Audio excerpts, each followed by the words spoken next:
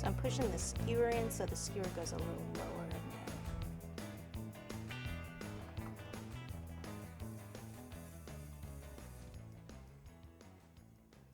This one's still popping out a little, so I'll push that in a little further. And I can also put some plastic wrap there if I want to, but sometimes if you put plastic wrap you might dent this part, but you can certainly do that if you prefer it up like that. And let me do some stitching here.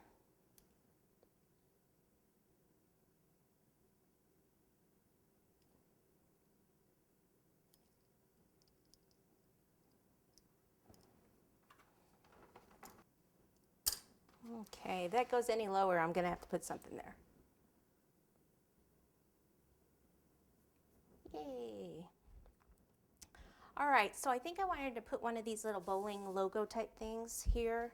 I was hoping this one would fit. So I need to cut this out.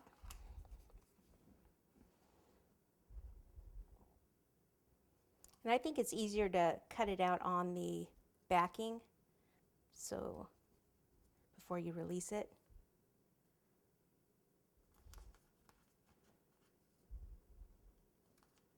And there's a couple ways you can attach this, or a few. You can use shortening to attach it, piping gel. Piping gel is really the best way. Or you can even use buttercream. I'm going to be using shortening because that's what I have in front of me.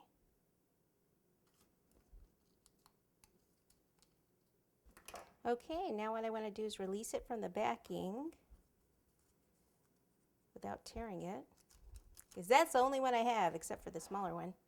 And then I'll go ahead and put some shortening on the back.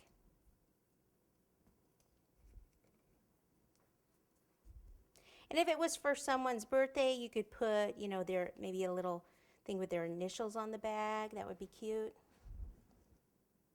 And I want to put it right over that little mark of that fondant. If I can. It's going to be a little off, isn't it?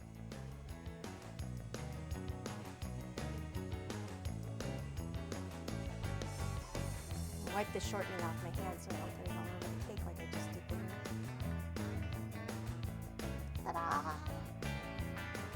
Okay, I think it's bowling ball time. All right, let me clean this up and we'll get our other stuff out.